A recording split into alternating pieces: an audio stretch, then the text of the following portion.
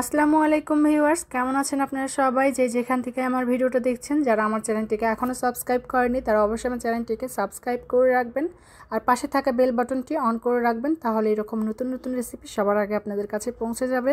তো আজকে আমি ঝিঙ্গে দিয়ে বোয়াল মাছের পাতলা ঝোল রান্না করব। তো এখানে আমি ঝিঙ্গেটা ছিলে নিয়েছি এভাবে, আর একটু লম্বা সাইজ করে কেটে নিয়েছি। আলুটাও কিন্তু আমি একটু লম্বা সাইজ করে কেটে নিয়েছি, এখানে দুটো আলু নিয়েছি আমি।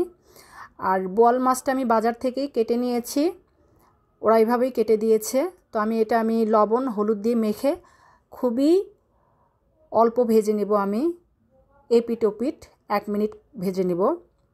তো আমি এখানে কড়াইতে সরিষার তেল দিয়ে দিচ্ছি আর মেখে রাখা বোয়াল মাছটা আমি এখানে দিয়ে দিচ্ছি। এটা আপনারা কিন্তু কড়া করে একদম ভাজবেন না, তাহলে কিন্তু টেস্টটা ভালো পাবেন না।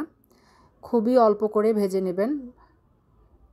আর যে কোনো মাছ আপনারা খুব কড়া করে ভাজলে তরকারিতে দিলে কিন্তু মাছটা কিন্তু শক্ত হয়ে যায়। আর বোয়াল মাছ একটু অল্প ভেজে নিলে টেস্টটা কিন্তু ভালো আসে। আর বোয়াল মাছ না ভেজে রান্না করলে কিন্তু আরও মজার হয়। তবে বোয়াল মাছটা যাতে তরকারিতে দিলে ভেঙে না যায় এই কারণে কিন্তু আমি একটু হালকা ভেজে নিয়েছি। আর মাছ ভাজার কড়াই যে তেলটা ছিল সেখানে আমি আরেকটু তেল দিয়ে আমি একটু আলু ভেজে নিব। আলুটা দিয়ে ভেজে নিচ্ছি, একটু লবণ দিয়ে দিলাম, দিয়ে একটু ভেজে নিচ্ছি। তো আলুটা ভাজা হয়ে গেছে, আমি উঠাই নিব।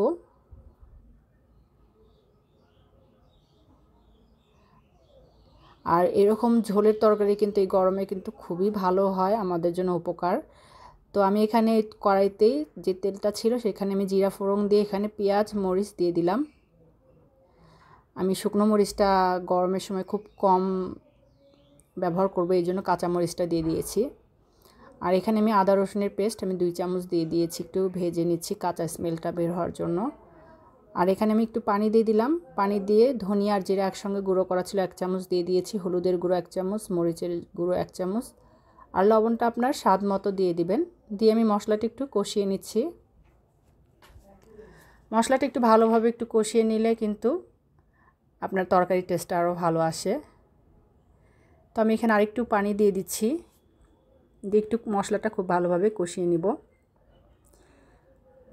আর যে তরকারিটা আমি এখানে কেটে রেখেছিলাম সেটা কিন্তু এখন আমি এখানে দিয়ে দিচ্ছি। আমি এখানে কষানোর সময় কিন্তু আর কোনো পানি এখানে অ্যাড করব না। তো এই পানিটুকু দিয়ে আমি এটা 2 থেকে 3 মিনিট কিন্তু কষিয়ে নিচ্ছি। তো ঢাকনাটা দিয়ে আমি এটা 2 থেকে 3 মিনিট কষিয়ে নিয়েছি।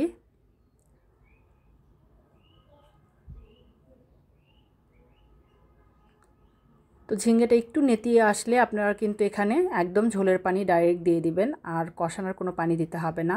আপনারা যতটুকু গ্রেভি রাখতে চান সেই অনুযায়ী পানিটা দিয়ে দিবেন। আর আমি 2টো টমেটো এখানে দিয়ে দিচ্ছি। আর বোয়াল মাছগুলো ভাজা ছিল সেটাও কিন্তু আমি এখানে সবগুলো দিয়ে দিচ্ছি। আর আমি ঝোলটা কিন্তু একটু পাতলা পাতলা ঝোল রাখবো, খুব বেশি ঘন করব না। ঢাকনাটা দিয়ে আমি 2 থেকে 3 মিনিট রান্না করে নিয়েছি।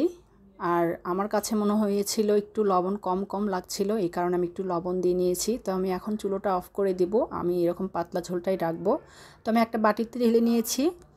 তো আপনাদের কাছে আমার ঝিঙ্গে বোয়াল মাছের ঝোল কেমন লাগলো? ভালো লাগলে অবশ্যই ট্রাই করবেন, আর ভালো লাগলে একটা লাইক দিয়ে দিবেন। তো সবাই ভালো থাকবেন, এই গরমে ঠান্ডা জায়গায় থাকার চেষ্টা করবেন, বেশি বেশি পানি খাবেন। তবে সবাই ভালো থাকবেন, সেফ থাকবেন, নিরাপদে থাকবেন। আল্লাহ হাফেজ।